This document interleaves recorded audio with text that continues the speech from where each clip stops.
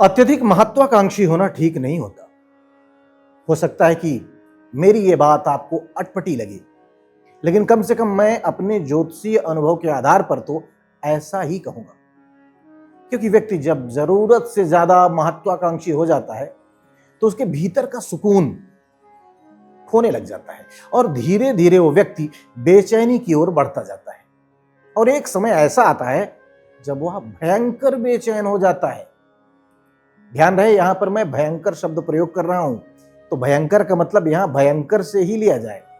भयंकर यानी कि जो भय उत्पन्न कर रहा हो, जिसे देखकर डर लग रहा हो सकता है कि आपको भी कभी कोई ऐसे व्यक्ति मिले हो।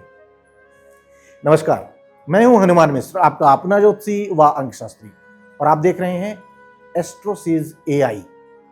और यहां पर हमारी चर्चा का विषय है कि महत्वाकांक्षा और अति महत्वाकांक्षा के भेद को कैसे समझा जाए, कैसे जाना जाए, और अति महत्वाकांक्षी होना बेचैनी का आमंत्रण है क्यों।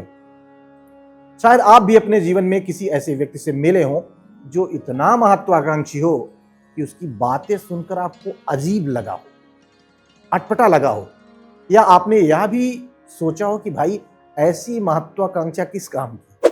इसीलिए फिर से कहता हूं कि महत्वाकांक्षी होना अच्छी बात है, लेकिन अति महत्वाकांक्षी होने का मतलब है कि आप राहु ग्रह के निकट हैं या राहु के द्वारा गवर्न हो रहे हैं, राहु के निर्देशन में काम कर रहे हैं। और राहु चंद्रमा का शत्रु होता है और चंद्रमा मन का कारक है। मन की संतुष्टि उतनी ही अधिक रहेगी जितना चंद्रमा मजबूत रहेगा। और चंद्रमा को बल देने वाले ग्रह बृहस्पति और अनुकूल मंगल है। बृहस्पति शुभ कर्म है, संस्कार है, बड़े बुजुर्गों का मार्गदर्शन है, तो वहीं अनुकूल मंगल जोश है, ताकत है, करीबी लोगों के द्वारा दिया गया संबल है। वहीं राहु भौतिकवादी इच्छाओं और सांसारिक सफलताओं की इच्छा देने वाला है, अत्यधिक महत्वाकांक्षी बनाने वाला है। राहु भौतिक लक्ष्यों की प्राप्ति की तीव्र इच्छा देने वाला होता है। हालांकि कुछ एक मामलों में हम इसे ठीक भी कह सकते हैं, विशेषकर तब जब राहु व्यक्ति को धन, प्रसिद्धि और शक्ति की ओर खींचता हो। लेकिन धन प्राप्ति की भी एक सीमा होनी चाहिए, एक मर्यादा होनी चाहिए। प्रसिद्धि की भी अपनी एक सीमा होनी चाहिए, मर्यादा होनी चाहिए। इसी तरह शक्तिशाली होने की भी एक सीमा और मर्यादा होनी चाहिए। अन्यथा बहुत अधिक धन आने पर व्यक्ति अमर्यादित हो जाता है। बहुत प्रसिद्धि प्राप्त करने वाले लोग भी अनर्गल बातचीत करते हुए देखे जाते हैं। आपने शायद उन्हें देखा या सुना होगा इस तरह के लोगों को।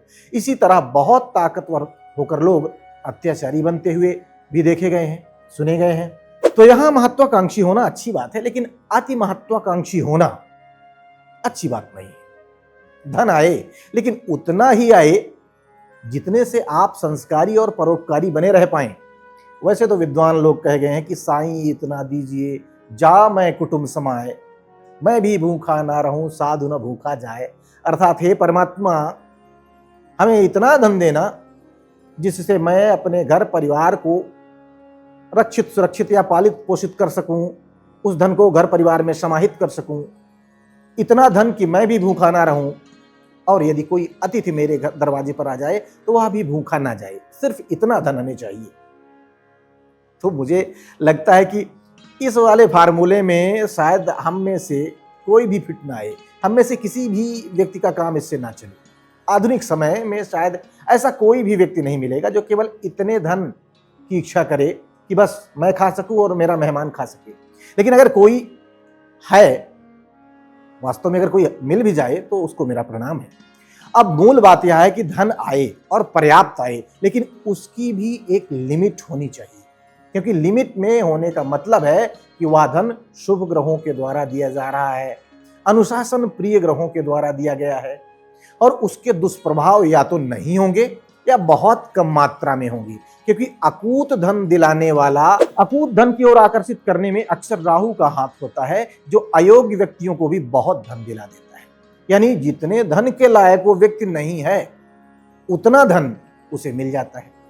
अब स्वाभाविक है कि जब ईश्वर औकात से ज्यादा दे दे तो फिर आदमी बिगड़ जाता है। आपने ऐसे कई उदाहरण देखे होंगे जहां किसी अयोग्य को धन मिला तो उसने उस धन का दुरुपयोग किया है, नशे में प्रयोग किया है, कुकर्मों के लिए प्रयोग किया है, दूसरे को पीड़ा पहुंचाने के लिए प्रयोग किया है। इसी तरह आजकल आप देख रहे होंगे कि सोशल मीडिया के माध्यम से यदि कोई व्यक्ति बहुत सारे सब्सक्राइबर, फॉलोवर गेन कर लेता है, प्राप्त कर लेता है, तो अपने आप को बहुत बड़ा प्रसिद्ध और ज्ञानी मान लेता है और उसके बाद वह जिन मुद्दों का जानकार नहीं होता उन पर भी टिप्पणी करने लग जाता है और कहीं ना कहीं बाद में अपनी छीछा लेदर करवा लेता है। आसपास देखिए ऐसे बहुत सारे उदाहरण मिल जाएंगे। तो इन सब के पीछे राहु का ही हाथ होता है, क्योंकि राहु ने जन जन तक आपको पहुंचा तो दिया, लेकिन क्योंकि राहु बृहस्पति का विरोधी ग्रह है, इस कारण से राहु वास्तविक ज्ञान से आपको वंचित रख देता है और आप अपनी उस प्रसिद्धि को संभाल नहीं पाते।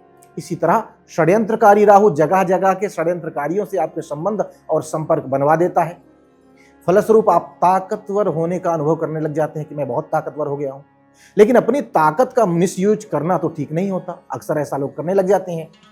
यानी कि राहु ने धन दिया तो व्यक्ति ने धन का दुरुपयोग किया, राहु ने प्रसिद्धि दी तो व्यक्ति ने प्रसिद्धि का दुरुपयोग कर दिया, और राहु ने शक्ति दी तो व्यक्ति ने अपनी शक्ति का दुरुपयोग करना शुरू कर दिया।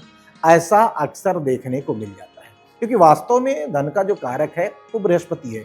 उसके द्वारा दिया गया धन मर्यादित तरीके से आता है और सबसे बड़ी बात लिमिट में आता है, लीगल तरीके से आता है, और आप उसका अक्सर सदुपयोग करते हैं।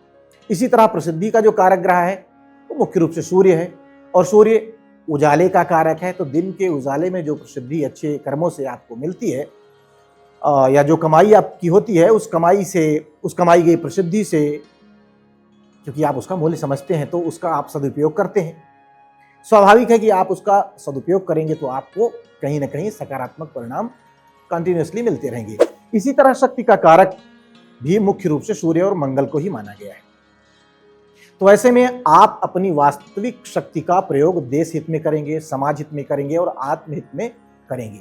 जब राहु इन माध्यमों से शक्ति देता है तो उस शक्ति को संभालना कठिन हो जाता है। व्यक्ति अक्सर उस शक्ति का दुरुपयोग करते हुए देखा जाता है।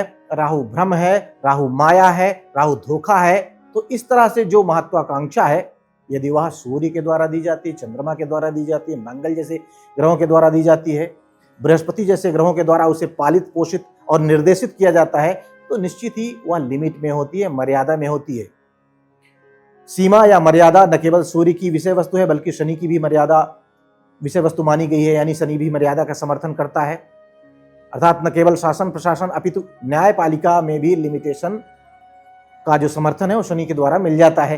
तो ऐसा होने की स्थिति में महत्वाकांक्षी व्यक्ति तरक्की करता है यदि लिमिट में रहता है, सम्मान प्राप्त करता है, लोगों के लिए भी कल्याणकारी बनता है। जबकि अति महत्वाकांक्षी व्यक्ति असंयमित हो जाता है, अमर्यादित हो सकता है, गैर कानूनी काम कर सकता है, उपलब्धियों का दुरुपयोग कर सकता है और बेचैनी में जीता है। तो अगर सुकून से रहना है तो राहु के द्वारा दी गई महत्वाकांक्षा नहीं, बल्कि सूर्य चंद्र बृहस्पति की संगति में पालित पोषित महत्वाकांक्षा को अपनाइए, उसके निर्देशन में जीवन को आगे बढ़ाइए। अर्थात मर्यादित और उचित तरीके से उपलब्धियां प्राप्त करना ही महत्वाकांक्षा है। अनुचित मार्ग से बहुत कम समय में बड़ी तरक्की की इच्छा रखना अति महत्वाकांक्षा है, जो उचित नहीं होती। यहां पर एक बात स्पष्ट कर दूं कि मैं यह नहीं कह रहा हूं कि राहु सदैव नकारात्मकता ही देता है। राहु भी कुछ मामलों में अच्छे परिणाम देता है, लेकिन कुछ विशेष परिस्थितियों में वह नियमबद्ध तरीके से या फिर नियमबद्ध होने का दिखावा करवा के ही सही आपको धनवान बना सकता है, शक्तिमान बना सकता है, मानवान भी बना सकता है। तो इस मुद्दे से जुड़ी हुई चर्चाएं आने वाले वीडियोस में फिर कभी हम लोग करेंगे। फिलहाल इतना ही समझिए, इतना ही जानिए कि महत्वाकांक्षी बनिए, अति महत्वाकांक्षी नहीं। मिलते हैं अगले वीडियो में। नमस्कार, जय माई की।